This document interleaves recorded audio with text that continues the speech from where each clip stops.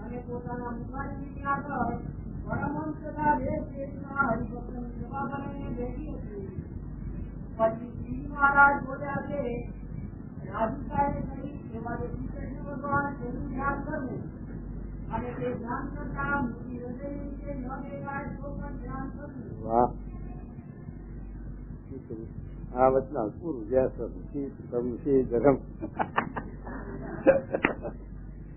મહારાજ એક વચનાવતમાં કઈ રીતે સમજાવી વચનાવતમાં પણ મુદ્દા નહીં.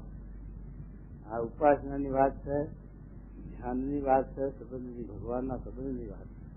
બીજી બધી વાતોમાં ચાલે. બીજી સાથે સાધન છે એ એની પ્રસન્નતામાં એમાં આગું પાછું વધુ ઓછું બધું ચાલે. પણ ઉપાસનામાં ફાળફેર હોય તો વાંધો બાજે. એટલા માટે મહારાજ આવતના સમજાવે છે. હવે મારે શું છે કે રાજકાય થઈ શ્રી કૃષ્ણ ભગવાનનું ધ્યાન કરવું. હવે આપણે વિચાર કરીએ કે શ્રીજી મહારાજ સત્સંગમાં બધે થયા ને કેટલા વર્ષ અત્યારે થઈ ગયા દોડ ઉપર.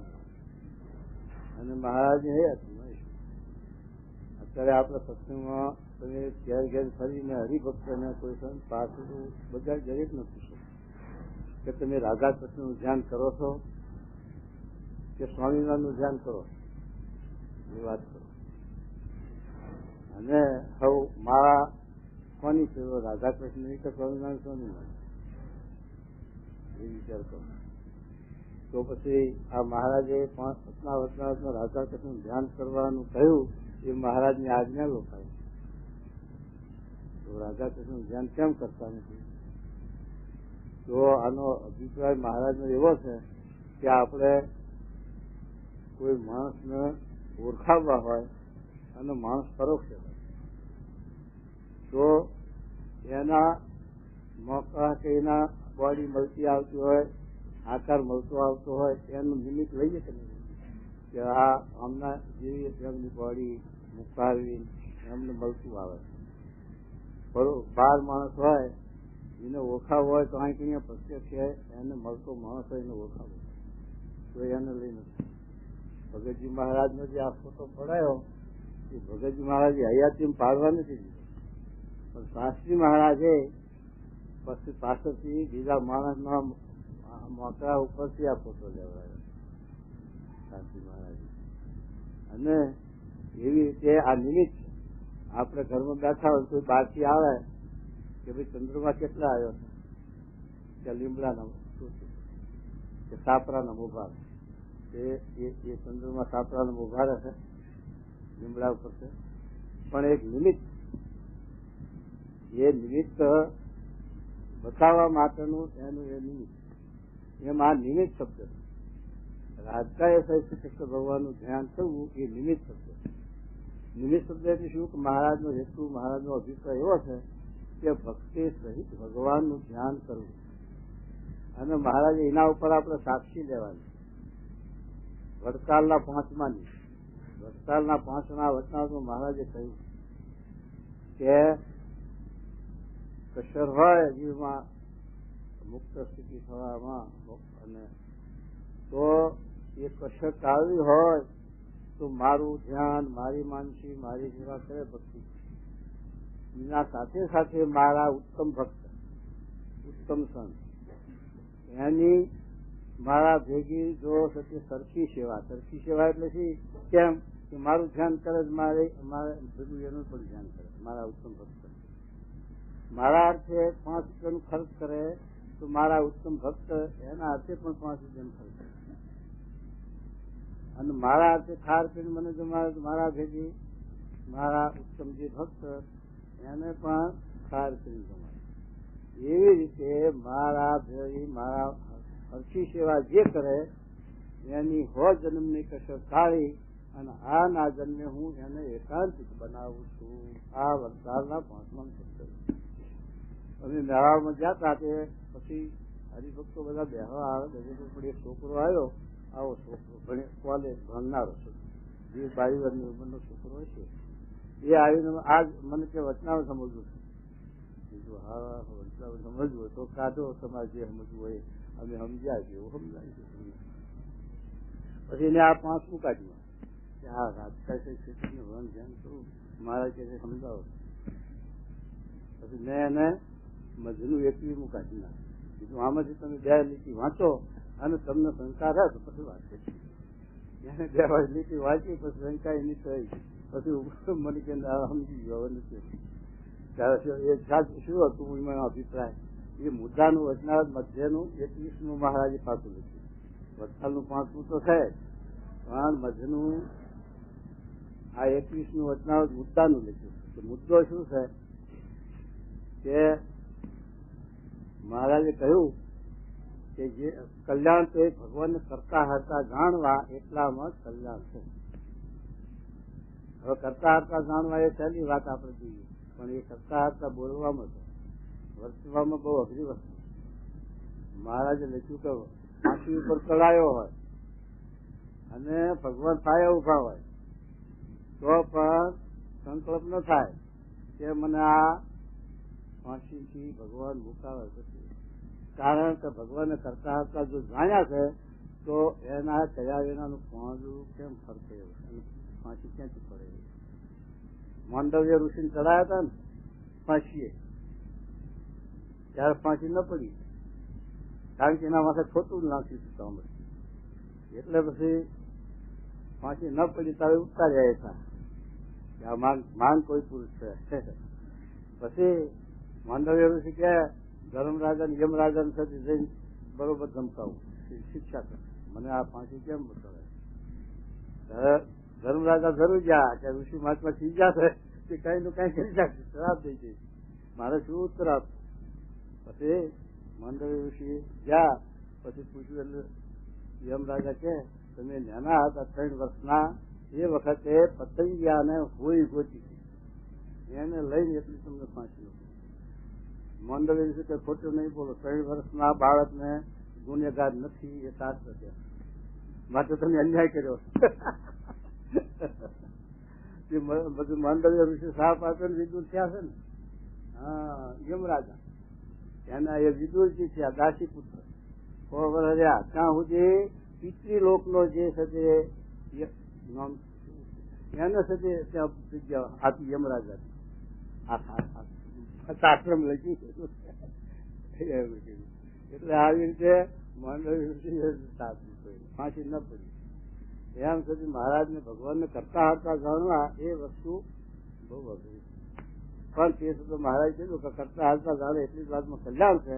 અને મુદ્દાની વાત કરી ત્યાં શું કરી કે જેવી પરોક્ષ ભગવાન રામ, કૃષ્ણ, નરસિંહ, વરાહ, પરશુરામ એવા જે ભગવાનના આગળ અવતારો થઈ ગયા એ અવતારોનો આપણે મહિમા છે, એમની નિષ્ઠા છે. એમનો હવ ભક્તિ કરે, કોઈ રામની કરે છે, કોઈ કૃષ્ણ રૂપે કરે, કોઈ નરસિંહ રૂપે કરે, કોઈ વરાહ રૂપે કરે, એમ હવ ભક્તિ કરે પરોક્ષ. અને એમના ભક્તો ઉદ્ધવ, અક્રૂર, વૃંદાવનના ગોપ અને એ રીતના બધા ભક્તો, અને રામચંદ્રજી ભગવાન એના ભક્તો, એ રામ, કૃષ્ણ, રામ એમનો જેવો મહિમા છે, એમના ભક્તોનો જેવો મહિમા છે, એવો જ મહિમા જો આ પ્રત્યક્ષ ભગવાન અને પ્રત્યક્ષ સંત એનો મહિમા જો સમજાય તો મુદ્દો હાથ આવ્યો. મહારાજે 59ના વચનમાં લખ્યું કે 4 વેદ, 6 શાસ્ત્ર, 18 પુરાણ, મહાભારત ત્યાંથી બધામાં એ જ વાત કે ભગવાન ને ભગવાનના સંત એ જ કલ્યાણ થાય અને એ જ મોક્ષના દાતા. અને શિવ, બ્રહ્માદિક, નારદ એમને પૂછો એ પણ દયા છે અને એ પણ બુદ્ધિવાળા છે, એ પ્રત્યક્ષ ભગવાન પ્રત્યક્ષ સંત થકી જ મોક્ષ બતાવે છે. ભગવાનના ભક્તનો મહિમા ખરો સાચો છે, પણ જે ભગવાનના ભક્ત પરોક્ષ થઈ ગયા એ સંસ્કાર નાખે છે, એના દર્શનથી એના મહિમાથી આપણે સંસ્કાર થાય છે, આપણી વખતે ભક્તિમાં પુષ્ટિ થાય છે, વૃદ્ધિ થાય છે. એમની કૃપાથી આપણને એમનું પ્રત્યક્ષ સ્વરૂપ ઓળખાય, એ સિવાય ઓળખાય. એટલે મહારાજ આ વચના મુદ્દાની વાત એવી કરી કે જેવું પરોક્ષ છે રામકૃષ્ણાજી ભગવાન અને એમના અવતારો એનો જેવો મહિમા છે એવો જો મહિમા આ પ્રત્યક્ષ ભગવાન પ્રત્યક્ષ સંતનો સમજાય તો મુદ્દો હાથ આવ્યો. અને મુદ્દો હાથ આવ્યા વગર કેસ કોનામાં સમાડવો? એ કેસ ચાલે નહીં કરો, મુદ્દો જોઈએ. એમાં મુદ્દો તો હાથ આવ્યો મહારાજ. આવી રીતે મહારાજે વાત કરી. હવે મહારાજ જે પરોક્ષ અને પ્રત્યક્ષની વાત કરી. હવે મહારાજની રાજકાર્ય સહિત આપણે શ્રી કૃષ્ણનું ધ્યાન કર્યું. એવી જ રીતે મહારાજને કૃષ્ણ જેવા જાણી અને એના ભક્ત સંત ગુણાતી સંત ગોપાલ સ્વામીને રાજકાર્ય જેવા જાણી એનું ધ્યાન ભજન કરીએ તો એ નિષ્કુળાન સ્વામી આપણને શબ્દ આપી ગયા. કયા શબ્દ આપ્યા? બ્રહ્મા રાખ્યા સત્યલોકમાં અને શિવજી રાખ્યા કૈલાસ, વિષ્ણુ રાખ્યા વૈકુંઠમાં, એમ જુજો હોયા તો નિવાસ, ઇન્દ્ર રાખ્યા અમરાવતી અને શેષજી રાખ્યા પાતાળ, જ્યાં જ્યાં હરિએ કરી આજ્ઞા ત્યાં રહ્યા સુખે કરી સદાકાળ, બદલી કરે રાખ્યા બદલી કરે રાખ્યા ઋષિ સ્વર અને શ્વેતદીપ રાખ્યા શ્વેત મુક્ત, ગૌરોકે રાખ્યા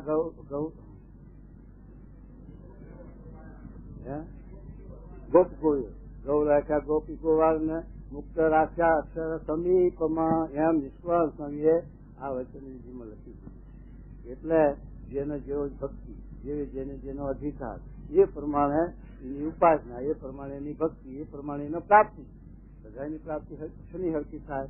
શંકર ભગવાનનું તમે ભક્તિ કરો તો કહે છે કે ગૌલોક વૈકુંઠમાં અક્ષરધામમાં જવાય એવું? એ તો કૈલાસમાં જ જવાનું. શિવજીના ફાળે શિવ ભગવાનના ત્યાં એમના ગણ હોય ને, બહુ ગણના અને એ પછી આપણે રહેવાનું. અને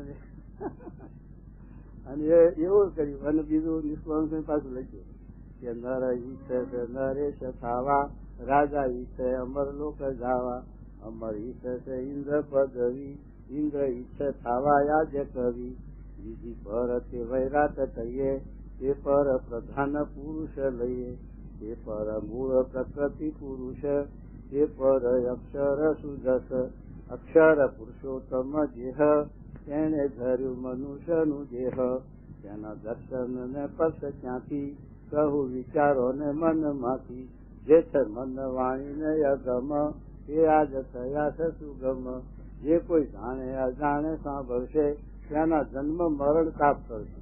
જાણે અજાણે આ વાત સાંભળશે, આત્મા પરમાત્માનું અક્ષરનું પુરુષોત્તમનું બ્રહ્મ પરબ્રહ્મનું આત્મા પરમાત્માનું જે આ સત્ય સનાતન જ્ઞાન, એ જાણે અજાણ સાંભળશે તો શું કીધું?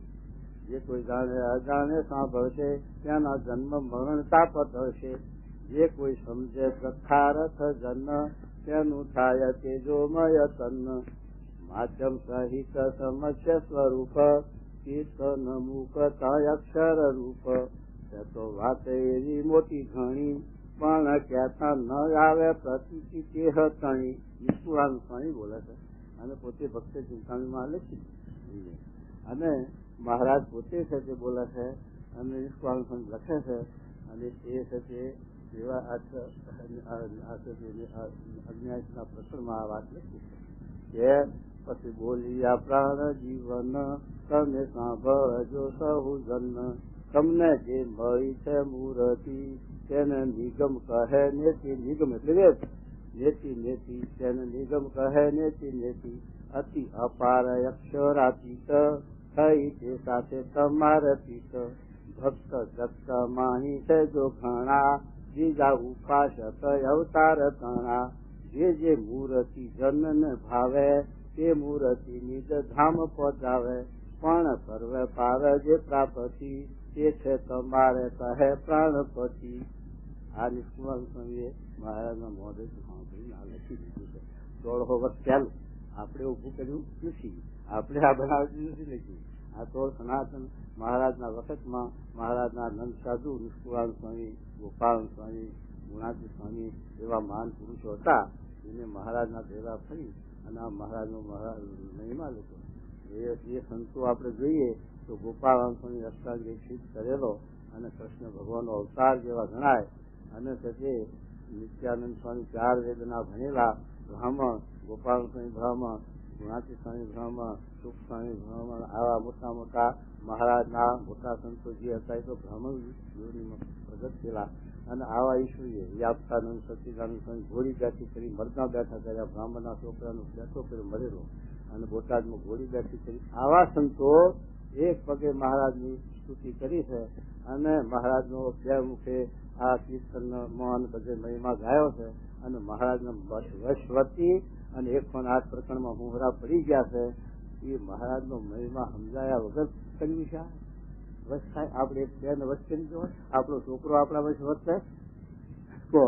આવા નંદ સાધુઓ પ્રમુખ જે આવા ઈશ્વરીય વાળા અને આવા અવતાર જેવા તો એ સંતો, અને એ મહારાજને વશ, મહારાજના આધીન, અને મહારાજનો બે મુખે મહિમા ગાય, અને મહારાજે પાછું લાગ લગાયા છે ને કે તું તાજ પહેરાયા, ગોરા ખવડાયા, ભૂલ હુવાર્યા, ઓઘામ હુવાર્યા, અને આ મહારાજ સાથે લેર મારી છે દરબારોમાં જઈ. અને આ સંતોનો આવો કાઢવો આજ પછી માને બીજો કોઈ હોય તો માને તો એ સુધી મહારાજનું આ ઈશ્વરીય ઘણું પ્રતાપ છે. એટલે આ ખોટી વાત નથી એમ કે મહારાજને બનાવતી મોટા ભગવાન બનાવી દીધા એમ નથી બને એવું. આપણે સૂર્યને ચંદ્ર બનાવવો હોય તો આખી દુનિયામાં ભેગા કરીએ માણસને, પછી દાઢી આપીને કેવરાઈએ તો કઈ સૂર્યનો ચંદ્ર ન થઈ જાય. અને ચંદ્રમાંથી એનો સૂર્ય કેવરાવો હોય બધા ભેગા કરી અને એને રોજ આપીએ, દાઢી આપીએ, અને કઈ કહો એના સૂર્ય ચંદ્રનો સૂર્ય તો સૂર્ય થઈ જાય ચંદ્રનો? એ બને નહીં.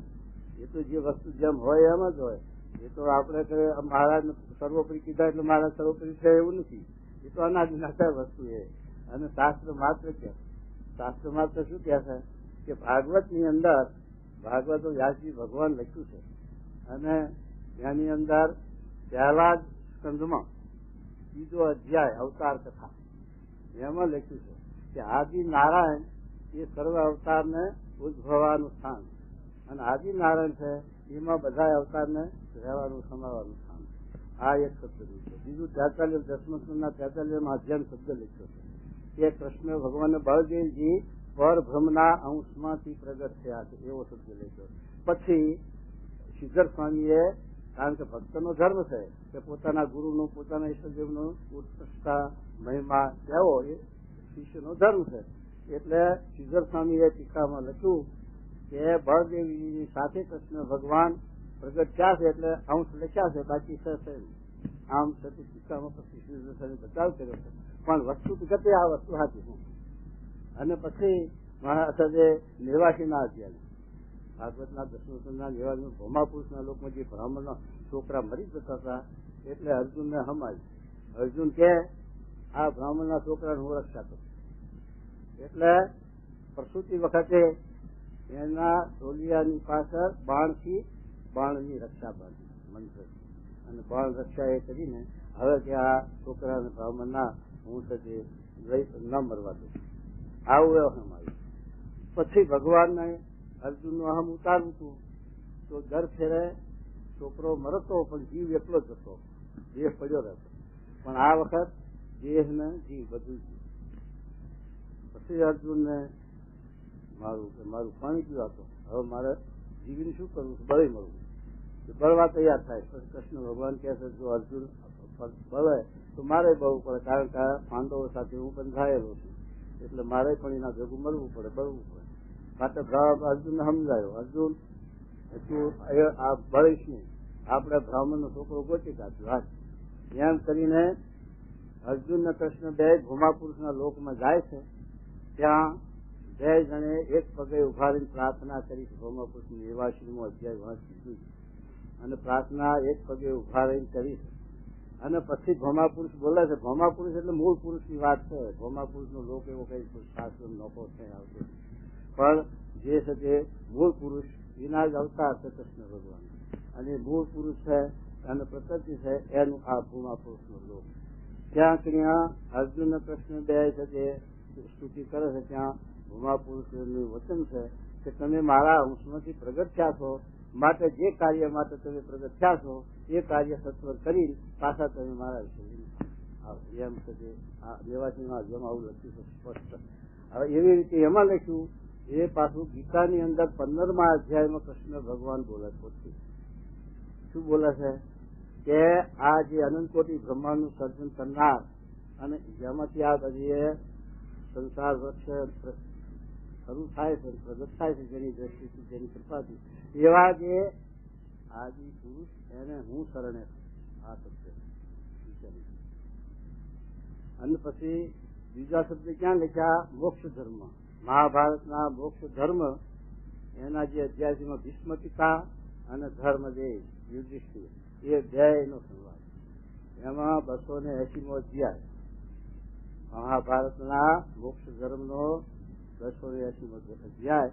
એની અંદર ધર્મરાજા ભીષ્મ પિતાને પૂછે એ ભીષ્મ પિતા જે આ વસુદેવ દેવકીના પુત્ર શ્રી કૃષ્ણ એ જ છે કે અનાદિ શ્રી કૃષ્ણ છે કે કેમ? તો પછી ભીષ્મ પિતા યુધિષ્ઠિરને કહે છે કે જે અનાદિ પરબ્રહ્મ પુરુષોત્તમ નારાયણ શ્રી કૃષ્ણ એનો 8મો અંશ છે અને આ એક બ્રહ્માંડની ગોવાળી કરવા માટે પ્રગટ કરવા. આવો શબ્દ લખાશે. મહાભારત વાંચી જોઈ એક પાનામાં નો ફેર હોય તો મને પાછો આપશે. અને બીજું શું લખ્યું છે? મોક્ષ ધર્મ લખ્યું હતું કે આ જીવ અક્ષરરૂપ છાવના તે જન્મ મરણથી રહિત થતો નથી. આવા શબ્દ કે અક્ષરરૂપ થયા વગર આ જીવ જન્મ મરણથી રહિત થતો નથી. બીજું શું લખ્યું? નરનારાયણ ઋષિ બોલે એ શબ્દ મહાભારતમાં મોક્ષ ધર્મમાં છે કે પરબ્રહ્મના અંશમાંથી અમે પરબ્રહ્મની અમે ભક્તિ ઉપાસના કરી. અને વાસુદેવ માધ્યમમાં લખ્યું કે જયારે વાસુદેવ માધ્યમમાં આ વાત લખી કે નરનારાયણ ઋષિ બદ્રિકાશ્રમમાં પૂજા કરે, માનસી ધ્યાન આવું કરે. ત્યાં નારદજી આવે, એ નારદજી આવીને પછી આશ્ચર્ય જણાવે, હે નરનારાયણ ઋષિ, તમે તો ભગવાન છો, પુરુષોત્તમ નારાયણ છો, પરમાત્મા છો, અને તમે આત્માની ઉપાસના આ મારા ધ્યાન માનસી કરો. ત્યાં નરનારાયણ ઋષિ આ શબ્દ લખ્યા કહે છે કે અમારા સરળ અવતારનું કારણ એવા જે વાસુદેવ ભગવાન એની ઉપાસના, એની ભક્તિ, એનું ધ્યાન આવું કીધું. એ મૂળ સ્વરૂપનું મને દર્શન કરાવો ને ત્યાં કાર્તિક સ્વામી એ ભૂલા પડી ગયા.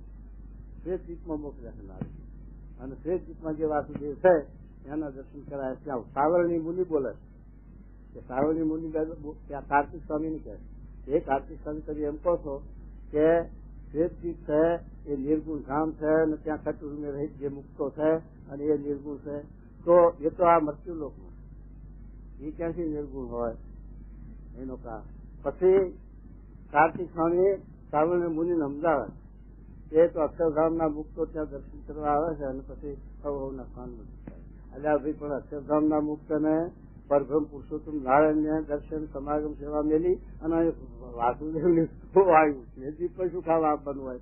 પણ એ આ કાર્તિક સ્વામી છે એ કાર્તિક સ્વામી ને આ સ્ટેજ ક્યાંથી હોય કે એ સાથે સમજાવી શકે? તો સર્વોપરી વાત ક્યાંથી સમજાવી શકે? કાર્તિક સ્વામી તો શંકર ભગવાનના પુત્ર તરીકે છે અને એ સાથે આ ક્યાંથી સમજાવી શકે? એટલે આ વાસુદેવ માધ્યમમાં વાસુદેવ માધ્યમમાં જે 24મો અધ્યાય છે એ જ્ઞાનનો છે. એની અંદર આ ઉત્પત્તિ અક્ષરધામમાં રહ્યા એવા જે પરબ્રહ્મ પુરુષોત્તમ નારાયણ એની દ્રષ્ટિને પામી અક્ષરતાની દ્રષ્ટિ કરી અક્ષરધામમાંથી અનંત કોટી મુક્તો છે એમાંથી એક મુક્ત ઉઠી અને મૂળ માયા જે પ્રકૃતિ એના સાથે જોડાય છે અને એના થકી પછી દ્રષ્ટિપાત્ર પુત્ર મૈસૂરની દ્રષ્ટિ હોય નહીં ને એટલે દ્રષ્ટિ એ કરીને અનંત પ્રધાન અને પુરુષના જોડલા ઉત્પન્ન કરે. મૂળ માયા અને મૂળ પુરુષ તો એક જ છે, પણ એમાંથી પ્રધાન પુરુષ એટલે સ્ત્રી પુરુષની જોડલા અસંખ્યાત ઉત્પન્ન થયા છે. એની ગણતરી નહીં, એની સંખ્યા નથી. અને એ પ્રધાન પુરુષની અંદરથી આ તત્વોની ઉત્પત્તિ લખી છે કે આ બધા તત્વો છે અનુક્રમે પૃથ્વી ને જળ ને તેજ ને વાયુ ને એકબીજાની અપેક્ષા એકબીજાની જરૂરિયાત એમ પછી પ્રગટ થતા અને એ પછી એ બધા તત્વો મળી અને આ વૈરાટ સ્વરૂપ સર્જાય. અને વૈરાટ સ્વરૂપ જે થયું એમાં આ તત્વો, ઇન્દ્રિયો, અંતઃકરણ, ઇન્દ્રિયોના દેવતાઓ અને એનો જીવ બધું અંદર હતું, પણ એ વૈરાટ ઉઠવાને સમર્થ થયું નહીં. એ જયારે વાસુદેવ ભગવાને એમાં પ્રવેશ કર્યો ત્યારે એ વૈરાટ ઉઠવાને સમર્થ થયું. માટે મહારાજે લખ્યું કે એ વાસુદેવ ભગવાનનું આવેશથી વૈરાટ સ્વરૂપ ઉઠ્યું અને એ વૈરાટના અંગમાંથી ત્રણ સ્વરૂપો આ પ્રગટ થયા, બ્રહ્મા, વિષ્ણુ, ઋષિ. એ નાભીમાંથી કોણ થયું? બ્રહ્મા, રજોગુણી દેવતા. અને હૃદયમાંથી કોણ થયું? એ છે વિષ્ણુ ભગવાન, એ સત્વગુણી દેવતા. અને લલાટમાંથી કોણ થયું? શંકર ભગવાન, એ એમને તમોગુણ કાર્ય હતું. આ ત્રણ દેવતાઓ જેમ ઉત્પન્ન થયા છે એવી રીતે ત્રણે શક્તિઓ ઉત્પન્ન થઈ કે નાભીમાંથી બ્રહ્મા થયા ત્યાં સાવિત્રી પ્રગટ થઈ, અને હૃદયમાંથી વિષ્ણુ ભગવાન પ્રગટ થયા ત્યાં લક્ષ્મીજી પ્રગટ થયા, અને અહીંથી શંકર લલાટમાંથી શંકર ભગવાન ઉત્પન્ન થયા ત્યાં દુર્ગા દેવી ઉત્પન્ન થઈ. આ ત્રણે શક્તિઓ એ ત્રણ દેવતાઓને વરેલી, અને એની અંદરથી પછી દુર્ગા દેવીમાંથી અસંખ્ય શક્તિઓ ઉત્પન્ન થઈ અને લક્ષ્મીજીમાંથી થઈ. પણ ત્રણ ગુણ છે, રજોગુણ, તમોગુણ, સત્વ. એના આહાર પણ જુદા લખ્યા. લક્ષ્મીજીનો આહાર સાત્વિક છે, રજોગુણી છે બ્રહ્મા સાવિત્રીના આહાર, દુર્ગા દેવીના મલિન આહાર છે. કારણ કે એના થકી બધી આસુરી માયા ઉભી થઈ હોય ને એનું ભોજન પછી એવું જ હોય ને માયાવી. આ વાસુદેવ મહાત્મ્યમાં સ્કંદ પુરાણમાં આ વસ્તુ લખેલી છે. વ્યાસજી ભગવાન લખી ગયા છે, આપણું લખેલું છે નહીં. એટલે એ છે કે વાસુદેવ મહાત્મ્યમાં પણ આ શબ્દો છે કે અક્ષરરૂપ થવાનું, પુરુષોત્તમ નારાયણની ઉપાસના ભક્તિ. કારણ કે પિંડેશુ બ્રહ્માંડે, આ બ્રહ્માંડની રચના છે એવી આ કાયા નથી. આ નેનું ટાવર છે, પેલું મોટું ટાવર, જેમાં આપણે મૂકવાનું છે ને 5 ફૂટનું ટાવર, એની એ કહો એટલી, અને તમારા કાંડા હશે ને આવડું ગુજરાત એની એ કહો એટલી. એમ છે ત્યાં વૈરાટ નારાયણ એ મનુષ્ય સ્વરૂપ છે, મનુષ્ય આકારે છે, તત્પ્રણાદિ કે સહિત લખતા. એ વૈરાટ નારાયણ છે, વૈરાટ સ્વરૂપ છે, એવું જ આપણા જીવનું સ્વરૂપ છે. પણ એની અંદર પેલું મહત્વ ના અલ્પ છે. જેમ છે ત્યાં વૈરાટ સ્વરૂપમાં 33 કરોડ દેવ છે, એમ તમારી કાયા નગરીમાં 33 કરોડ દેવતા રહેલા છે. આ રૂવાટા છે એ બધા રૂવાટે ઋષિઓ તપ કરી રહ્યા છો. 33 કરોડ દેવતા હોય, એમાં મોટા મોટા દેવના સ્થાનકા છે, જેમાં તારાઓ લખો છે, પણ બધાના નામ આપણે જાણીએ. પણ મોટા તારાઓના નામ શાસ્ત્રોમાં છે, આ મંગળનો તારો, બુધનો તારો, આ એમ નામ આપે. એવી રીતે કાયા નગરીમાં જે દેવતાઓ છે મોટા મોટા, એના સ્થાનના નામ છે. આંખના સૂર્યદેવ છે, કાનના દીપપાળ છે, નાસિકાના અશ્વની કુમાર છે, મુખના અગ્નિ છે, દિવ્યાના વરુણ છે, હાથના ઇન્દ્ર છે, મનના ચંદ્રમા છે, બુદ્ધિના બ્રહ્મા છે, નામ જ છે. આ રીતે આ કાયા નગરીમાં 33 કરોડ દેવતા રહ્યા છે. અને આ દુનિયામાં જેમ નદીઓ છે, આ પૃથ્વીમાં નદીઓ છે, એમ આપણી શરીરમાં નાડીઓ નદીઓ નથી. જેમ આ સૂર્યચંદ્રની ગતિ ચાલે છે આ વૈરાટ નારાયણમાં, એવી આપણા ઈંડા પિંગલા નાડીમાં સૂર્યચંદ્રની ગતિ હાલે. જેમ આ પૃથ્વીને જે સમુદ્ર છે એમ આપણી પૃથ્વીને વિશે જળનો સમુદ્ર, એમાં જળ રહ્યા છે. અને તે એવી રીતે આ પિંડેશુ બ્રહ્માંડે લખ્યું. હવે આ કાયા નગરી છે એનું ભાગવતની અંદર 4થા સ્કંદમાં 25-26 છે. આ 4 અધ્યાય છે.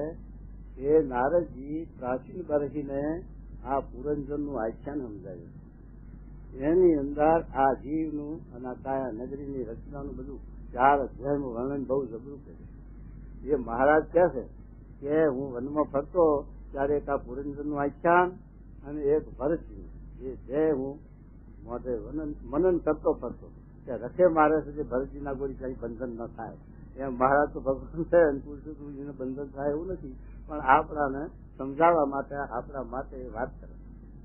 તો મહારાજ એમ કહે છે કે આ 2 આખ્યાન મેં મોઢે સમૃદ્ધિ કર્યા કરતો વનમાં ફરતી વખતે, આવું શ્રીજી મહારાજ બોલ્યા.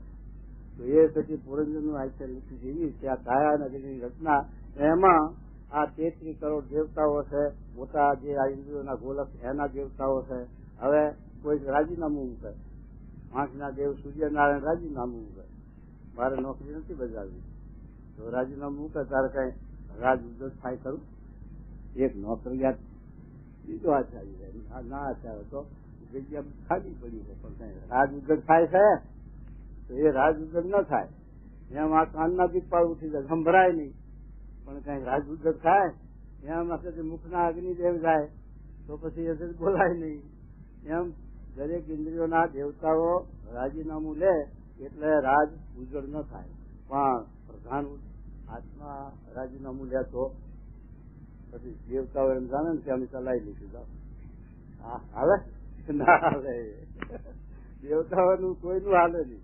એ આત્મા પ્રધાન છે, કાયાનગરી નો સંચાલન કરનાર પ્રધાન છે. ઇન્દિરાના ઠેકાણા પર રાષ્ટ્રપતિ જુદા છે. એના રાષ્ટ્રપતિ કોણ છે? પરમાત્મા.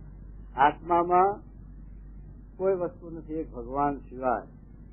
આત્માથી પર એક પરમાત્મા. જેમ દીવાન હોય રાજનો, એનો ઉપર એક રાજા, બીજો કોઈનો હુકમ ચાલે. દીવાન ઉપર ચાલે કઈ કોઈનો હુકમ. એમ આપણા દિલ્હીની અંદર રાષ્ટ્રપતિ એટલે રાજા અને ઇન્દિરા પ્રધાન. એ ઇન્દિરા રાજકારણ બધું ચલાવે, રાજા તો થઈ જ કરી જાય. રાજાને બીજું એ જોવો નહીં અને ચલાવના તો એમ ભગવાન છે. એ આત્મામાં આ એક સો પાછા. જેમ કાયાનગરીમાં 33 કરોડ દેવ રહ્યા છે, એમ આત્મા રહ્યો છે, એમ આત્મા પરમાત્મા રહ્યા. આ બધું અહીંયા છે. આપણે ગોતવા બહાર જઈ કાઢીએ એ આપણી સત્તા નથી. એટલે આપણે બહાર ઘોડા રહેશે. હાલો હરદ્વાર, હાલો દ્વારકા. શું કરવા દ્વારકા? ગુગળીના કુણીઓ ખાવા. હવે દ્વારકામાંથી ભગવાન બે ફેરે ના થાય. ક્યારે ના થાય? એક તો બોડાણોજી હતા. એ બોડાણોજી તુલસી વાઈ કાયમ જતા દ્વારકા અને તુલસી ભગવાનને ચડાવતા. પછી બોડાણાજી અવસ્થા થઈ. હવે આવી શકાય એવું રહ્યું નહીં, હાલી ચાલી શકાય એવું. પછી ભગવાનને પ્રાર્થના કરે છે, હે મહારાજ, હવે તું અવસ્થા વાળો છું, મારાથી એવા તુલસી લઈને હવાય નહીં અને મારી ભક્તિમાં ખામી આવે તો ભગવાનને દર્શન દઈને કહ્યું કે હું ત્યાં તારા હારે આવવા તૈયાર છું. ગુગળી મને બહુ વખા પાડે છે, ગુગળીઓ બધા હેરાન કરે એટલે મારે તારા આવવું છે તારા હારે. તારા જેવો ભગત ક્યાંથી મળે મને? પણ કે એક એવી નરસિંહતા ને એવી હાકા દુકાની વેલડી લાય તો હું આવું નહીં. ભજીયા માગી લાય, કોકના ગાડું કોકનું માગી લઈ લાય. પછી એ સજે કોકના એવા ભજીયા રેંગડા ટેગડા પાછા હારા નહીં અને ગાડું એવું ભાગલું લઈને આવ્યો. બોડા ભગવાનની મૂર્તિ બેહી ગઈ નહીં અને વાંચી ગયેલું રાતો રાત આવીને દ્વારકા બોડા ત્યાં ડાકોર મારીને ઉભું કાઢ્યું અને ડાકોરમાં ભગવાન ગોમતીમાં હંતાણા હો. પછી ગુગળીઓ વાહ દોડ્યા. એ થાય તો લઈ ગયો બોડાણો ભગવાનની મૂર્તિ. ગુગળી વાહ દોડ્યા આયા ત્યાં ડાકોર. એ તલાવમાં હંતાણો ભગવાન હંતાણા પણ બોડાણા તો મારી નાખ્યો ગુગળી જોઈ. પણ એમની બાઈ હતી ને બોડાણાની, એને સાથે પછી ભગવાન દર્શન થયા કે આ લોકો મારી પડી નથી ને મારો મહિમા કે મારી ઉપાસના ભક્તિ એમને નથી, પણ પૈસાની ભક્તિ. મારા હિસાબે મારા નિમિત્તે લોકોને લૂંટી આજીવિકા ચલાવે એટલા માટે લોજ્યા છે. માટે તું એના સાથે શરત કર, 5 જણા ગામના ડાયા માણસો સાક્ષીમાં રાખીને શરત કર કે આના મૂર્તિના ભારોભાર તમને હોનું આપીશ અને પછી મૂર્તિ રવાજો અને હોનું લઈને જાઓ. એટલે એવા લોકો તૈયાર થઈ જશે, કારણ કે એમને એ જોઈએ છે. પણ પછી બોડાણાના ઘેરથી શું કહે છે કે મૂર્તિ તો આ તમારી 30 મણના વજનની એટલું હોનું મારે કાઢવું છે, તું શું કરવા દે છે? હું તો જે ફૂલ જેવો આ તારી નાકની વારી છે ને એમાં મૂકજે. એટલે વારીનું કરાવ્યું એટલું બે કે આ ભગવાને એને કહી દીધું અને પછી શરત કરી કે ભાઈ આ તમે બધું રવાજો મૂર્તિની એના ભારો ભાર હોનું લઈ જાઓ. પેલા કે આ તો કામ નીકળી ગયું આપણું. આ 30-25 કરીમણની મૂર્તિ અને હોનાનો ઢગલો થઈ ગયો. આપણે તો કમાણી આખી જિંદગી શું પણ 2-4 દિવસ જઈ નહીં આપણે વાંધો આવે એમ જાણીને રાજી થયા અને શરત સાચી કરી અને 2-5 ગામના સાક્ષીમાં રાખ્યા અને પછી લાયા કાંટો કરાજવા અને મૂર્તિમાં મૂકી ઉપાડીને 2-5-10 જણી અને પછી બાઈએ વારી કાઢીને આમ મૂકી. ત્યાં તો ભગવાન છે તો ઊંચા થઈ ગયા અને તો વારી હતી જ હતી.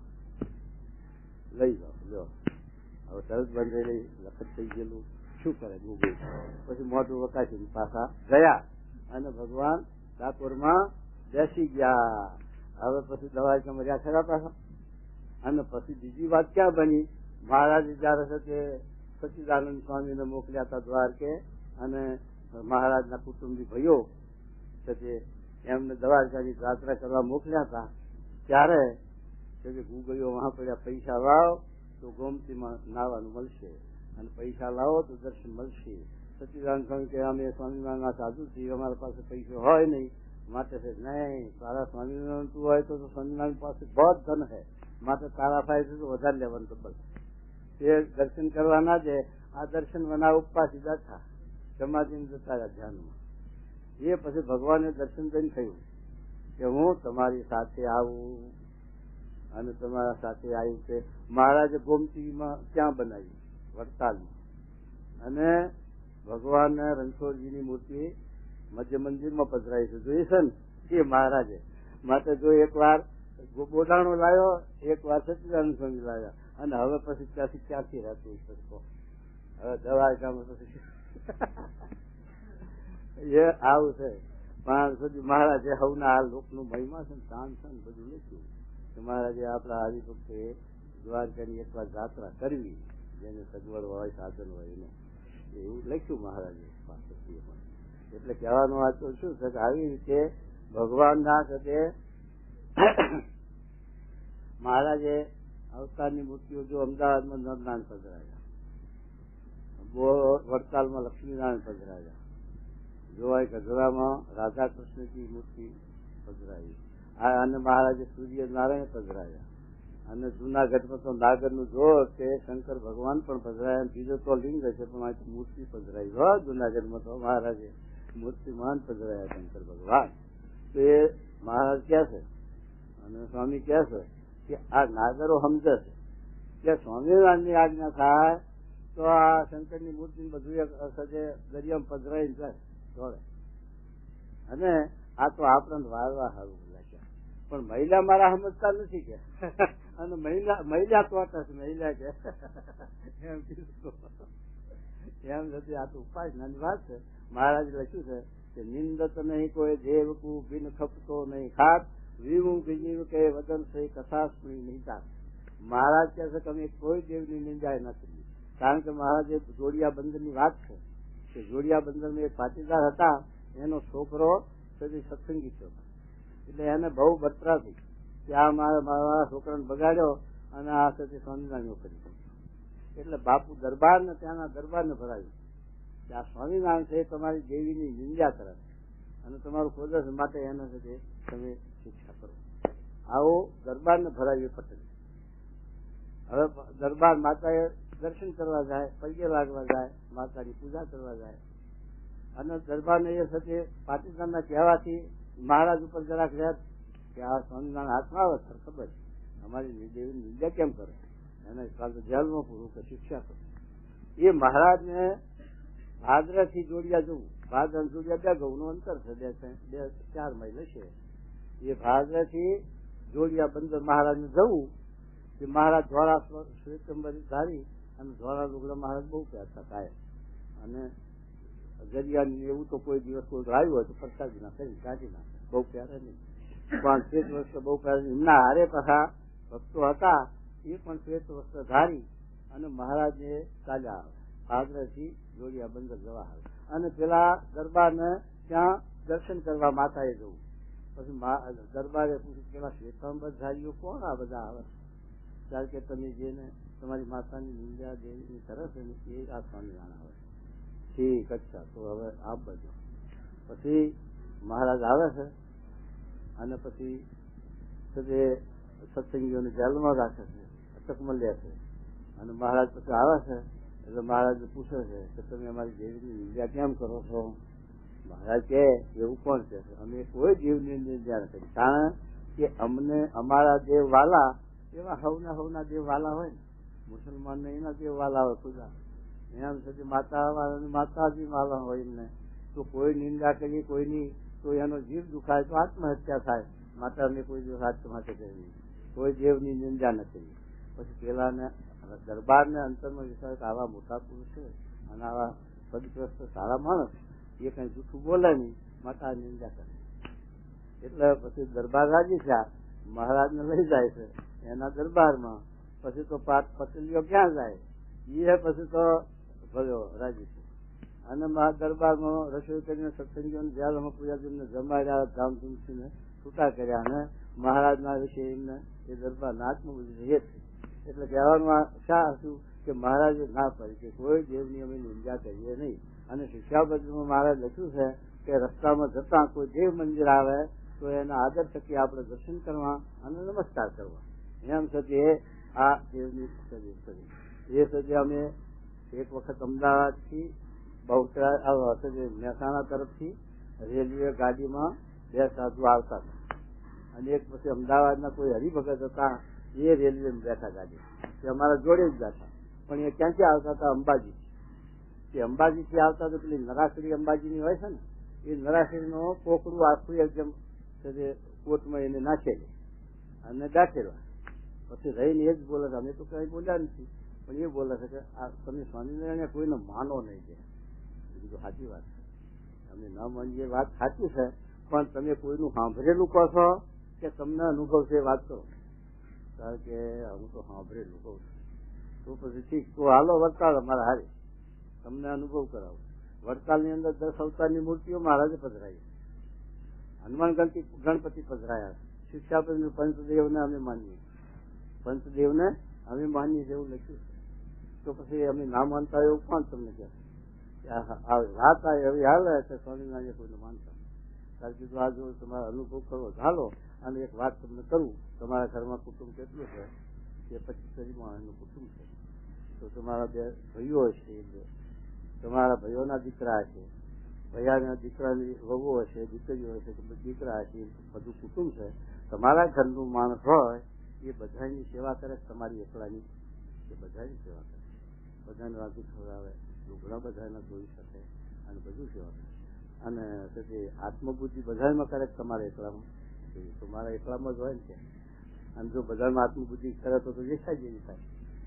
ત્યારે કીધું સાંભળો, અમે 33 કરોડ દેવતાનું માનીએ છીએ, પણ અમારા પતિ પુરુષોત્તમ નારાયણ છે, સ્વામિનારાયણ, અને એને અમે પતિ તરીકે માનીએ છીએ. અને આ બધાને એના જાણીને પૂજીએ છીએ, સેવા કરીએ છીએ, માનીએ, બધું કરીએ. ત્યારે એને ભાન પૂછી જાય આ વાત હું સમજતો, આ તો લોકના રાયતો આવી જાય, સ્વામિનારાયણ કોઈને માને નહીં એટલે હું બોલતો હતો વિચાર, પણ આ તમે કીધું એ વાત આજે સમજવાની છે. એમ અમે 33 કરોડ દેવતાને માનીએ છીએ, પણ એ ભગવાનના જાણીને માનીએ છીએ. અને પતિવ્રતાની ભક્તિ તો એક પુરુષોત્તમ નારાયણ વિશે છે. ત્યારે પછી એ બિચારો રાજી થયો કે હા એ હતી. આનું નામ ઉપાસના તુલસી કહેવાય, આનું નામ સજી. એ સજી મહારાજે આપણે આ વાત આપી છે, સર્વોપરી સાચી છે. અને સર્વ અનંત કોટી બ્રહ્માંડ ભગવાન માંથી જ ઉત્પન્ન થાય છે, નહીં થાય. 24મો અધ્યાય 11મો સ્કંદનો એની અંદર આ વસ્તુ લખી છે કે આત્મામાંથી આ અનંત કોટી બ્રહ્માંડનું સર્જન થાય છે અને એમાં પાછું સમાય છે. એ આત્મા કયો? આ પરમાત્મા. મારા કૃષ્ણ ભગવાન ગીતામાં બોલ્યા કે આ બધા પુરુષોમાં હું મોટો છું, ઉત્તમ છું, એટલે મને હવે પુરુષોત્તમ છે. બધા ઉત્તમ છું એમ પુરુષોત્તમ છે. એટલે આ વેદોક્ત નામ છે ભગવાનનું, જે પરબ્રહ્મ એટલે બ્રહ્મથી આગળ, પુરુષોત્તમ એટલે પુરુષોમાં ઉત્તમ, અને સકે પરમાત્મા, પરમ એટલે બધા આત્માથી પર એટલે પરમાત્મા. આ વેદોક્ત નામ છે. અને પછી બીજા જે નામ છે પુરાણિક કહેવાય, આધુનિક કહેવાય. કારણ કે જન્મ થયા પછી એ સકે નામરૂપના આકારનો નિર્ધાર થયો હોય, બધો સનાતન નામ છે. એ સકે આવી રીતે ભગવાનનું શાસ્ત્ર માત્ર પોકારે છે કે પરમાત્મા અનંત કોટી બ્રહ્માંડનો કરતા હરતા એક જ છે, અને અવતાર છે એની વિભૂતિઓ છે, એના સાથે અંશો છે. એ સાથે મહારાજે પણ લખ્યું કે ઋષભદેવ ભગવાન વાસુદેવ સાથે એકાત્મ ભાવને પામ્યા હતા, તો એ સિદ્ધિઓ ગ્રહણ ન કરી ત્યારે વાસુદેવ ને ઋષભદેવ 2 વસ્તુ થઈ કે ના થઈ? વાસુદેવ ના એકાત્મ ભાવને પામ્યા એટલે ભગવાનમય થઈ ગયા હતા ઋષભદેવ, છતાં પણ સિદ્ધિઓ ગ્રહણ ન કરી બીજા ત્યાગીની શિક્ષા ન હતી. એમ પરશુરામ ભગવાન બ્રાહ્મણ કુળમાં હતા. પરશુરામ ભગવાન જયારે પેલો સહસ્ત્રાર્જુન ગાય હારું થશે સગાજો કરીને ગાય ઉપાડી, ત્યારે પછી એના છોકરાએ જમદગ્નિને માર્યા.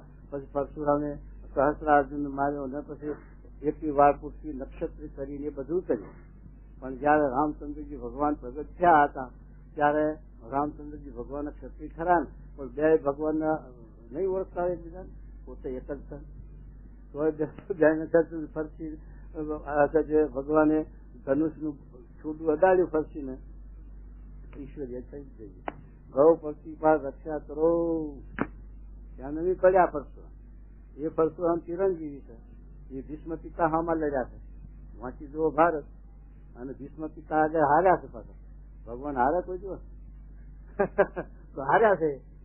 તો એ પરશુરામ ભગવાન એ સ્વયં પુરુષોત્તમ નારાયણ પોતે છે. સ્વયં એ તો ઈશ્વર ભગવાનનું સામર્થ્ય છે, શક્તિ છે, ઈશ્વર્ય એટલે કાર્ય કર્યું ભાર ઉતારવા પૃથ્વીનો. એમ એવી રીતે અવતારોના 100 ભેદ લખ્યા શાસ્ત્રોમાં. અંશા અવતાર, કળા અવતાર, વિભૂતિ અવતાર, ગુણા અવતાર એમ લખેલું. એટલે બધા અવતાર એક જ છે, અને બધા ગમે તે અવતારને આપણે ભજીએ તો અક્ષરધામમાં જઈએ એવી વાત નથી. જેવી જેની ઉપાસના, જેવી જેની ભક્તિ એવી પ્રાપ્તિ છે. પણ સતીપુર શાસ્ત્રની વિષ ના હોય અને શાસ્ત્ર કઈ સમજતા ના હોય અને પછી એકબીજાની અવજ્ઞા કરે, એટલે પછી એમાં જ્ઞાન પ્રાપ્ત ના થાય. એમાં સાથે મોક્ષની વાત ઉભી રહી જાય. અને ગીતામાં લખ્યો શબ્દ કે વાદી કોઈ કર્યો નથી. જે વાદ વિવાદ કરે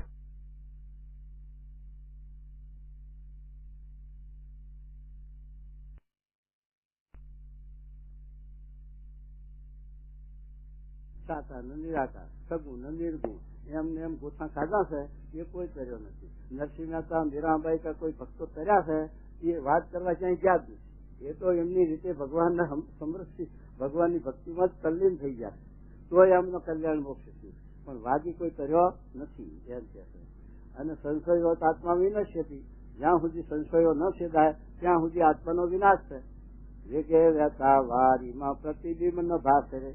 પાણી વહેતું હોય તો પછી મોઢું જોવા જાય ક્યાંથી દેખાય, પણ એ પાણી જો નિશ્ચિત સ્થિર હોય તો નહીં દેખાય. પછી એમ મારા ત્યાં ધજાની પૂંછડી 1 સેકન્ડ સ્થિર રહેશે 24 કલાકમાં, તો એમ મન નથી રહેતું સ્થિર. મન છે ધજાની પૂંછડી જેવું.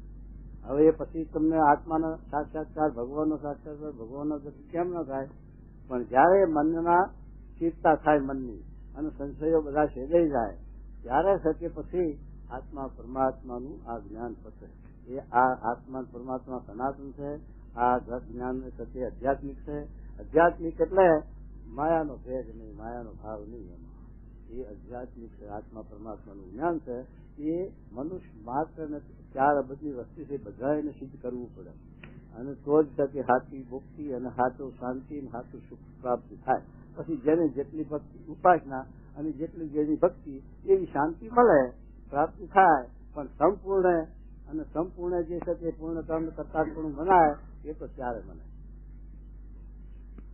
એ સુધી આ મહારાજ આપણને આ એક વચનાત્મક કઈ નીતિ જાતિ રાધા કૃષ્ણ ધ્યાનની, પણ મહારાજ આ સમજાવવું છે. આ છે રાજકાજી જેવો થાય ત્યારે કૃષ્ણ ભગવાનની ભક્તિ કરી શકે એમ આપણે અક્ષરરૂપ થઈએ, બ્રહ્મરૂપ થઈએ ત્યારે પરબ્રહ્મની વર્ણી થવાય. અને મહારાજે લોયાના 7ના વચનાત્મક શબ્દ મૂક્યો છે કે બ્રહ્મરૂપ થયા વિના ભક્તિનો અધિકાર મેટ્રિકમાં 65 માર્ક ઉપર મેળવ્યા વગર તે કોલેજમાં દાખલ કરશે, એન્જિનિયરમાં આવું મેડિકલમાં એમાં દાખલ કરે ખરા? મેટ્રિક નો ભણેલો હોય તો 65 માર્ક ઉપર જોઈએ ત્યારે એમાં દાખલ કરે, અને મેટ્રિક પાસ થયા વગર તો ઉભો જ ના રહે.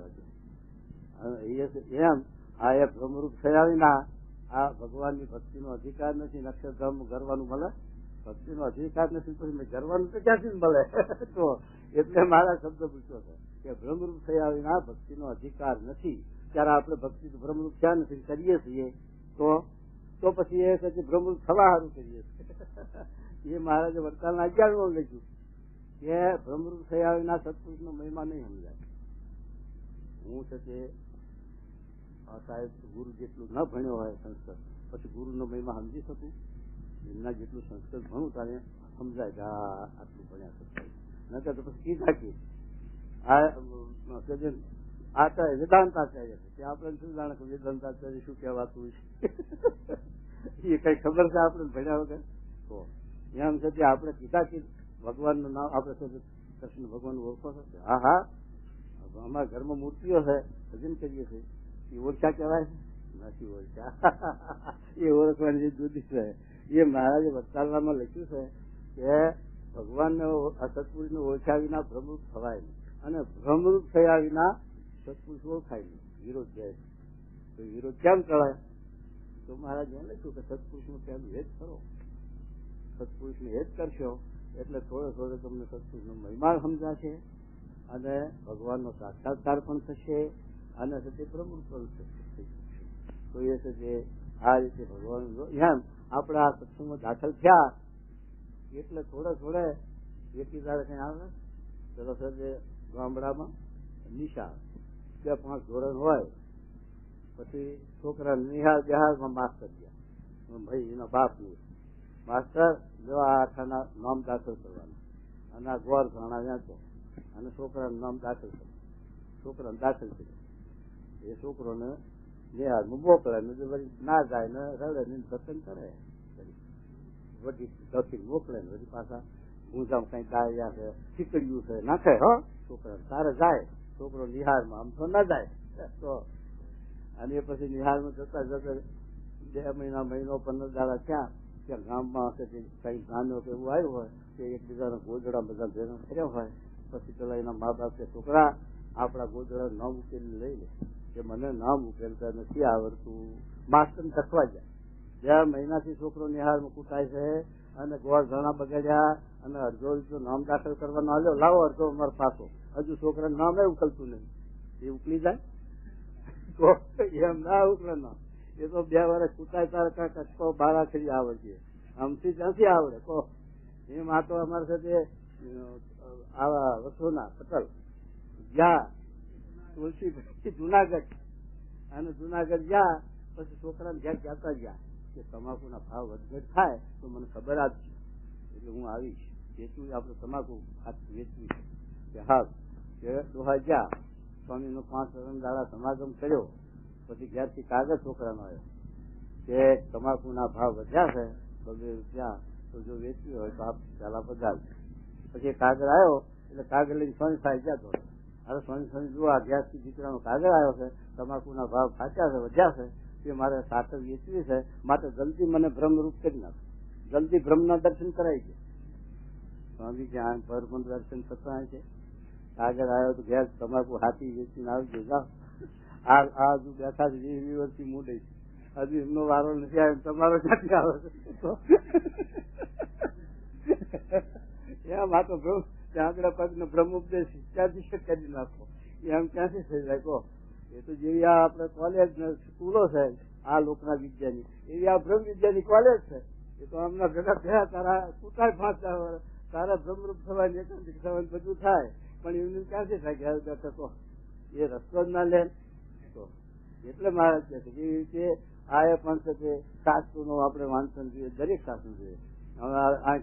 અમે પુરાણ વાંચ્યા છીએ, પુરાણ વાંચ્યું કે પુરાણ નો શું અભિપ્રાય છે, બાઇબલ વાંચ્યું, બાઇબલ વાળાનો શું અભિપ્રાય છે, એમ બધા શાસ્ત્રોનું વાંચન કર્યું. મહાભારત 2 ફેર વાંચ્યું, અને પુરાણો પેલા સ્કંદ પુરાણ છે, ગરુડ પુરાણ છે, બ્રહ્મવત પુરાણ છે, અને વિષ્ણુ પુરાણ છે, એ પુરાણો પણ અમે વાંચ્યા.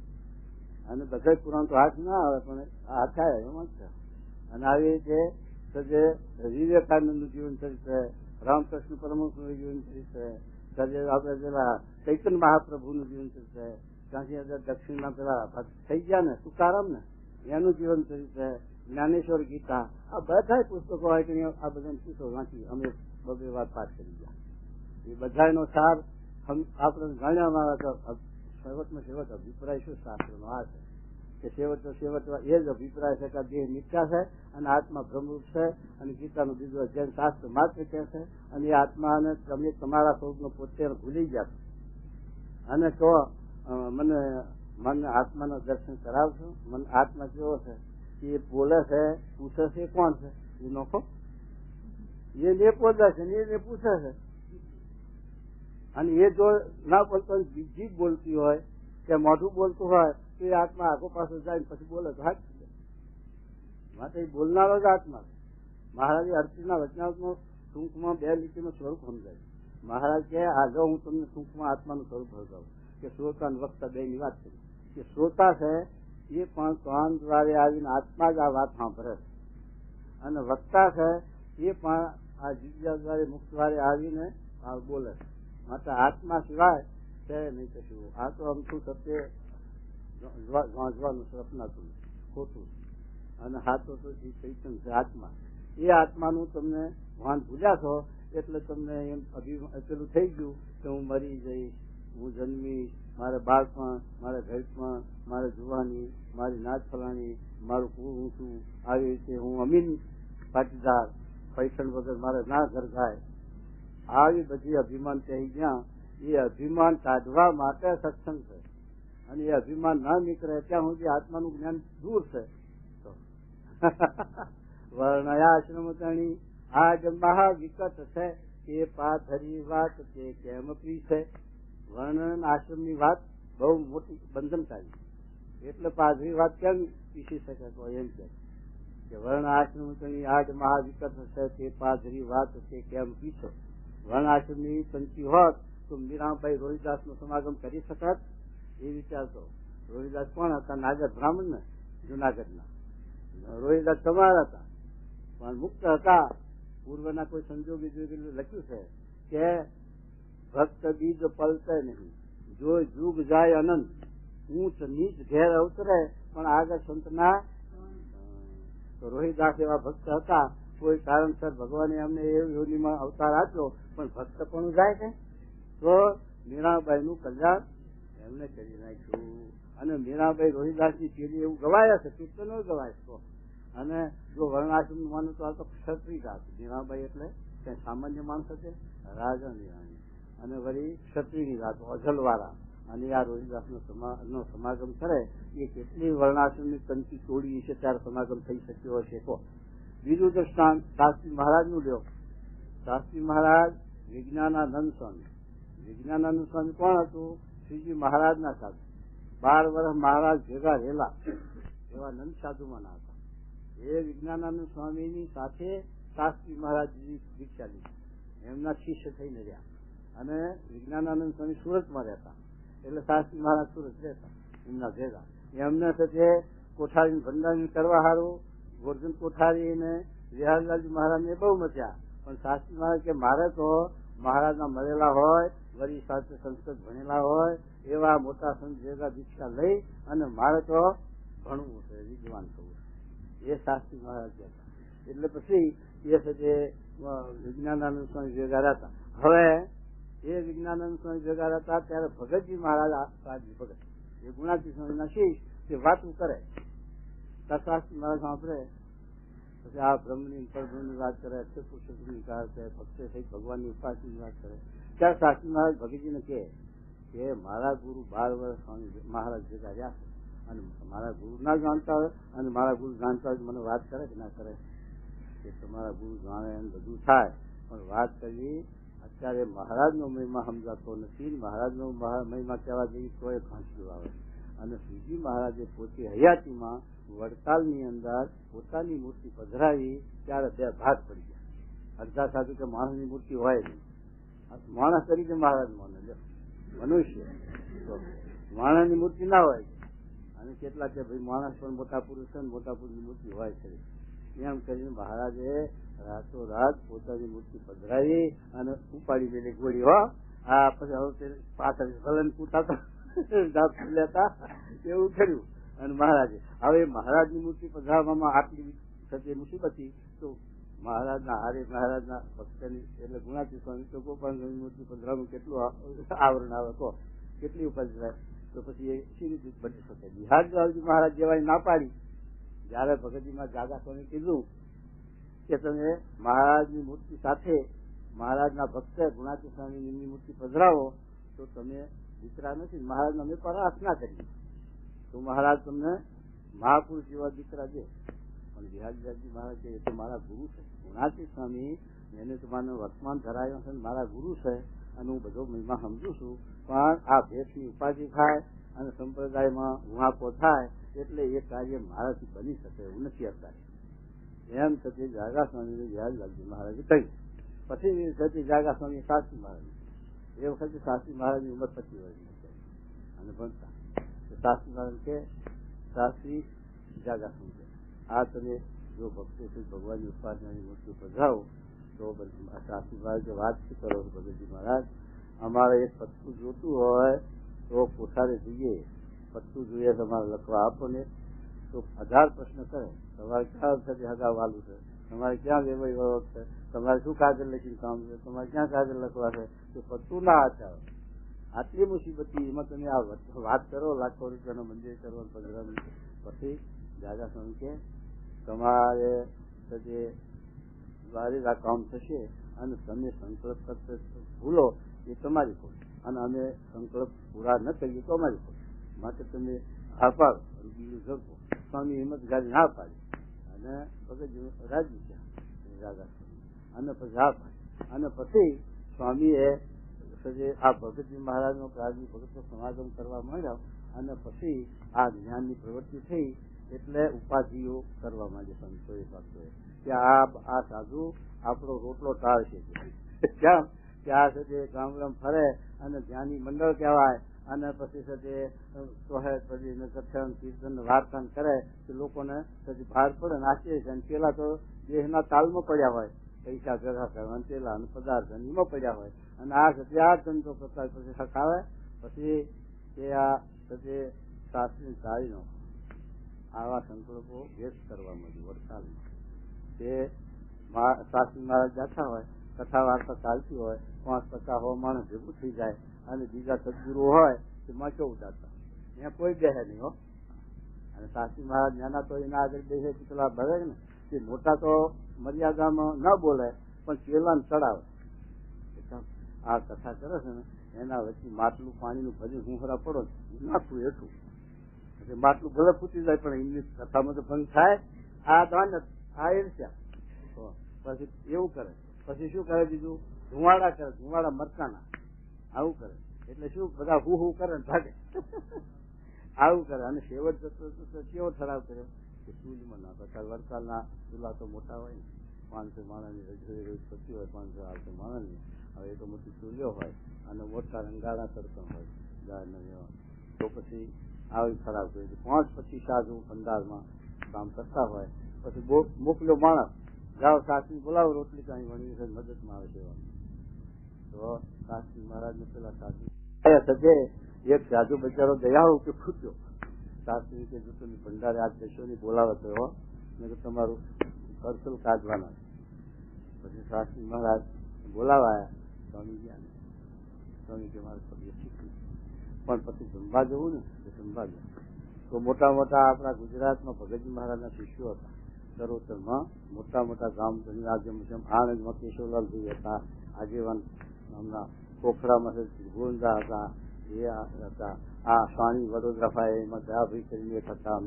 એ બધા હરિભક્તો બહુ જોરદાર અને પ્રખ્યાત, અને એવા હરિભક્તો હતા જોરદાર. એમને સુધી શાસ્ત્રી મહારાજના એમના દીકરાઓને એવા સમાગમ કરવા સેવા કરવા આવે. પછી એ બધાએ ઉભા આવે છે. એટલે શાસ્ત્રી મહારાજના ઉપર આવી કરી તો શાસ્ત્રી મહારાજની રક્ષા કરી. અને પછી સ્વામીને કીધું કે આવી રીતે શાસ્ત્રી મહારાજને કઈ હાર ના થાય તો અમારા માથા ડૂલ કરવા પડે, એવું આચાર્યની વાત કરી. પછી કે સ્વામી કે મને ભગતજી મહારાજે કહ્યું છે કે તમારું આ માથું કાપી નાખે તો હું સાચું કરીશ, પણ તમારા વડતાલનો દરવાજો ન ચૂકવો અને ત્યાં ભજન કરવું. પછી કૃષ્ણજી અદાની આવ્યા, રાજકોટથી અદાની બધા આવ્યા, મુરારજી સ્વામીના શિષ્યો. પછી વાત કરી શાસ્ત્રી મહારાજ તો સ્વામી જો ભગતજી મહારાજે વાત કરી એ સાચી છે, અને ભગતજી મહારાજ હવે અત્યારે વાત કરવા કઈ પોતે આવવાના નથી, અમારા દ્વારે ભગતજી મહારાજ બોલે છે એમ સમજો. અને અમે કહીએ છીએ કે આપણે જે કાર્ય કરવું છે અને આ ઉપાસના પ્રવર્તાવી છે મહારાજ સ્વામીની અક્ષર પુરુષોત્તમની યાદ, એ ઉપાસના પ્રવર્તાવાનું કામ એ આપણે અહીં રહીશું તો આપણા જીવનનું જોખમ થાય તો એ કાર્ય થઈ શકશે. માટે છે ભગતજી મહારાજ જ તમને કહે છે એમ સમજો અમારા દ્વારે. અને હવે બહાર નીકળો. શાસ્ત્રી મહારાજ આચાર્યને બહુ કહ્યું. પછી શાસ્ત્રી મહારાજ આચાર્યની મંજૂરી છે.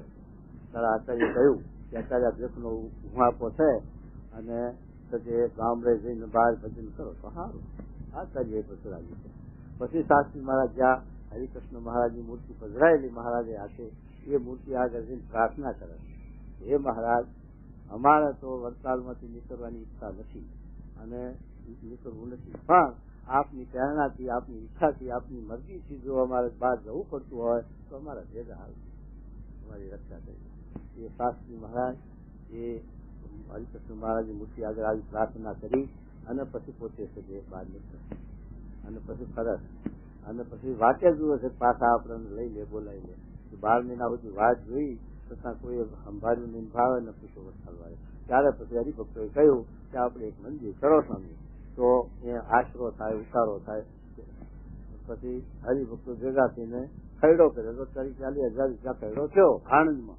પછી હરિભક્તો કે સ્વામી આણંદમાં મંદિર કરો, આ મોટું આણંદ શહેર, મોટું ગામ અને વરિષ્ઠ સ્ટેશન જંક્શન એમ કહ્યું. પણ સ્વામી કે અહીંયા મંદિર આપણે કરવું નથી, આપણે તો જ્યાં મહારાજની ઈચ્છા હોય, મહારાજનો સંકલ્પ હોય એવી જગ્યાએ કરીએ તો મહારાજનો રાજીપો થાય, મહારાજની મત ભવે.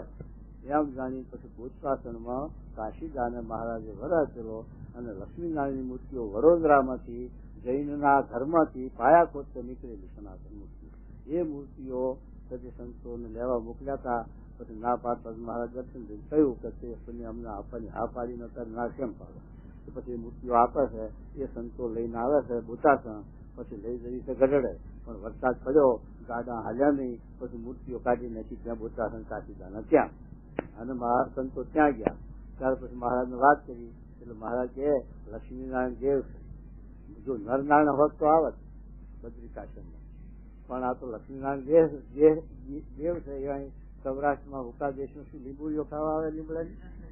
આ તો ચરોતરમાં એમને કેરીઓ દસ રોટલી ગમતી છે એટલે અહીં ના આવ્યા, એટલા સારું આ વિઘન કરી.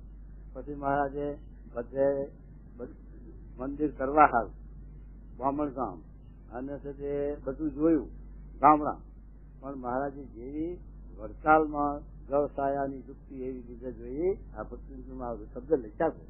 અને પછી મહારાજે વડતાલ એ બોયડી હતી અને એ બોયડીની હેઠળ લક્ષ્મીજીએ તપ કર્યો પૂર્વે, એ જગ્યા પર માત્ર મહારાજ અહીં લક્ષ્મીજીએ તપ કર્યું, માત્ર લક્ષ્મીજીને અહીં ત્યાં અને વડતાલમાં પછી આ મંદિર કરવાનું નક્કી કર્યું. પછી બોચાસણ તેની લક્ષ્મીનારાયણની મૂર્તિઓ હતી એ લેવા ગયા. ત્યારે કાશીદાએ કહ્યું, મહારાજ તમે અહીં પધરાવવાની બોચાસણમાં સંકલ્પ કરતા હતા ને હવે એ મૂર્તિઓ. કાશીદાન મહારાજ કે આગળ ઉપર કરવું પડી કરશું, પણ અત્યારે અમારા લક્ષ્મીનારાયણની મૂર્તિઓ વડતાલમાં પધરાવી છે તો લઈ જવા દે એમ કરીને મહારાજ લાવેલા. એ હિસાબે શાસ્ત્રી મહારાજે બોચાસણ મંદિર કરવાનો સંકલ્પ કરેલો. એ તો શાસ્ત્રી મહારાજ મંદિર કરી શકે એવું ગામ, એવું એનું નામ જ બોતાહણ.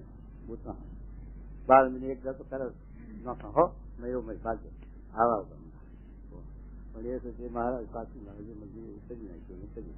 એટલે આવી રીતે મહારાજ શાસ્ત્રી મહારાજે ત્યાં આ અક્ષર પુરુષોત્તમની મૂર્તિઓ પધરાવી મહારાજ સ્વામીની. ત્યારે મૂર્તિઓ લાવેલા કે મહારાજની મૂર્તિ મહારાજે સ્વામી સેવક પણ રાખ્યું છે. શાસ્ત્રી મહારાજ જો પરોક્ષમાં નથી સ્વામી સેવક નર નારાયણ એની મૂર્તિઓમાં તફાવત હતો જોજો. જય હરસિંહ મૂર્તિ અને શાસ્ત્રી મહારાજ તો મહારાજના કરતા ગુણાતી સ્વામી બે કશું નીચી, એના કરતા ગોપાલ સ્વામી બે કશું નીચી, એમ સ્વામી સેવક પણ ભાવ દેખાય અને એ મૂર્તિઓ સ્થાપન કરી. તો મહારાજના સ્વામીની મૂર્તિ, મહારાજની મૂર્તિનું વજન 5 મણ વધુ હોય મોટી મૂર્તિ, અને ગુણાતી સ્વામીનું વજન ઓછું હોય, છતાં પણ મહારાજની મૂર્તિ ઉપર ચડી અને તેની મૂર્તિ હાલે બધા મથે ચડાવવા હાલે. પછી શાસ્ત્રી મહારાજ વાત કરી, સ્વામી આ ગુણાતી સ્વામીની મૂર્તિ હાલતી નથી. પછી શાસ્ત્રી મહારાજ આવ્યા. શાસ્ત્રી મહારાજ હાથ જોડી પગે લાગીને પ્રાર્થના કરી કે મહારાજની તો હવને ઉપાસના છે, મહારાજની મૂર્તિઓ તો બધે જઈ ગઈ, પણ તમારી મૂર્તિ હારું અમે આ વન થયા અને બધા એના તિરસ્કાર સહન કર્યા છે, આ દુઃખ કષ્ટ વેચ્યું છે અને આપના માટે મહારાજ ઉપર ગયા બેઠા, માટે તમે ઉપર બેસી જાવ તો સારું એમ પ્રાર્થના કરી. પછી ગુણાતી સ્વામીની મૂર્તિ ઉપડી અને લઈ ગયા અને બેહારી અને જય જયકાર થઈ ગયો. કહેવાનો હેતુ શું કે આવી રીતે શાસ્ત્રી મહારાજે ઉપાસનાની યજ્ઞ પુરુષ દ્વારે ઉપાસના શુદ્ધ કરી. એમ છે કે આ ઉપાસના આત્મા પરમાત્માનું જ્ઞાન, છેલ્લી સ્ટેજનું જ્ઞાન. આત્મા આ કાયા નગરીમાં સર્વોપરી છે અને એનો સર્વોપરી એક ભગવાન છે. એ ભગવાન, એ આત્મા, એ દરેક નામાં રહેલા છે. તમારા તમે ભલે શિવની ઉપાસના કરતા હોય, પણ તમારા આત્મામાં તત્વ છે પરમાત્માનું એક જ છે. દરેકના આત્મામાં પરમાત્મા તત્વ એક જ છે, એને ઓળખાય નહીં એટલું. અને કૃષ્ણ શ્રીજી મહારાજે પેલા કૃષ્ણ ભગવાનને ગોપીઓની વાત કરી કે જેમ આ પંચભૂત બ્રહ્માંડમાં રહ્યા છે એમ હું આ ગોકુળ મથુરામાં રહ્યો છું, અને જેમ તમારા પંચભૂત રહ્યા છે અને દેવતાઓ રહ્યા છે, જીવ રહ્યો છે, એમ હું પણ રહ્યો છું. અને તમને દેખાતો નથી, સાકાર રહ્યો છું. તમને દેખાતો નથી એ તમારી ઇન્દ્રિયોનો નિરોધ કરવા માટે નથી દેખાતો. અને દેખાવું તો પછી નિરોધ નહીં થાય. સ્વામી 5-15 દાડા પછી મહિમા રહેશે, સ્વામી તો સજ નહીં. પણ બહાર જાય ત્યારે સાંભળે, દેખાય, ક્યારે આવશે, શું થઈ ગયું, એનું બંધન થાય, ચિત્રણ થાય, ક્યારે મળીએ, ક્યારે બેસીએ, ક્યારે થશે સેવા થઈએ. અને અહીં રહેતા પછી ઘરથી મરજી દાળ બરોબર થઈ ગઈ, પછી મહિમા ઓછું થઈ જાય. એટલા માટે નિરોધ રાખ્યો, અને એટલા માટે ભગવાન અદ્રશ્ય એ જાણ રહ્યા કરે, આપણે એનું ચિત્રણ રહ્યા કરે, મનન રહ્યા કરે, ન રહે. એટલા માટે રહે. એટલે શ્રીજી મહારાજે આ વાત પંચમના 5માં રાધા કૃષ્ણની ઉપાસનાની વાત કરીને આપણે સમજાવવાનું શું છે કે બ્રહ્મની ઉપાસના કરવાની છે. રાજાજી કોણ છે? એના દેહ હમું ના જોશે. એનો આત્મા બ્રહ્મ છે કે નથી? આત્મા અક્ષર છે કે નથી? નક્ષર છે તે છે, એને ખબર નથી. કીડી છે એનો આત્મા, એનો આત્મા બ્રહ્મ નથી. છાતી કે એ હશે એ કીડીનો આત્મા છે, કપાય, હળે ભળે દેખાય તો એ તો સજાતી છે બ્રહ્મને. પણ એને કીડીનું ભાન છે કે હું બ્રહ્મ છું, એટલું અજ્ઞાન. એમ આપણને આપણો આત્મા છે એ બ્રહ્મને સજાતી છે, છતાં પણ આપણને એનું ભાન નથી. અને દેહાધ્યાસ છે એટલે અજ્ઞાન છે. એ દેહાધ્યાસ કરે તો આત્માનું જ્ઞાન થાય. આત્માનો માણસ બાધા સજાતી નથી, એમ આત્મા બધા સજાતી.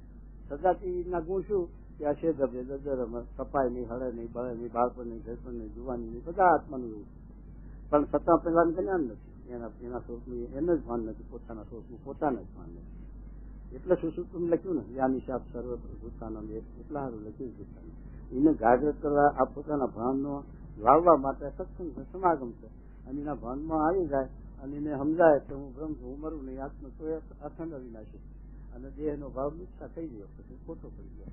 એમ થશે દરેક માણસના માટે પોતાના આત્માનું સ્વરૂપ ગમે તે જાતનો હોય, ગમે તે વર્ણ હોય, ગમે તે દેશનો હોય, પણ મનુષ્ય માટે જેની મર્યાદાના આ જ્ઞાન છે માણસ માત્ર માટે. પછી સમજે એની બલિહારી, ના સમજે તો એની એ બલિહારી. આપણે તો બધાને સમજાવી દેવું, પણ પછી એના સંસ્કાર વગર ના સમજાય પછી આપણે શું કરી શકીએ? કહો, એના માટે બીજો આપણો ઉપાય શકાય? આપણે તો હાથ જોડીને સમજાવીએ, સમજાવવા સારું ભીડો વેચ્યો. આ બધાનો ભીડો વેચી શું કરવા? એના જીવના કલ્યાણ સારું ને. આપણે એનો સ્વાર્થ છે.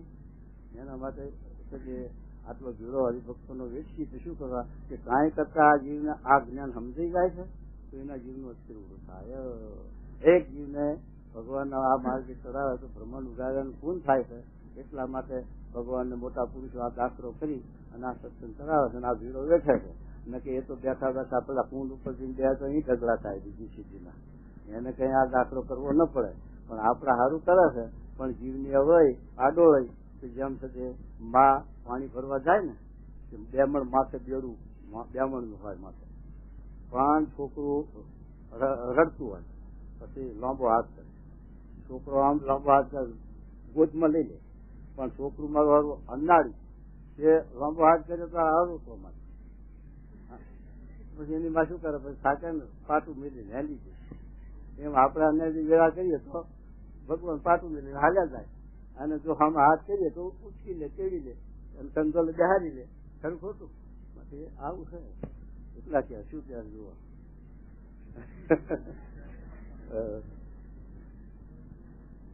હલો. હા હા જો.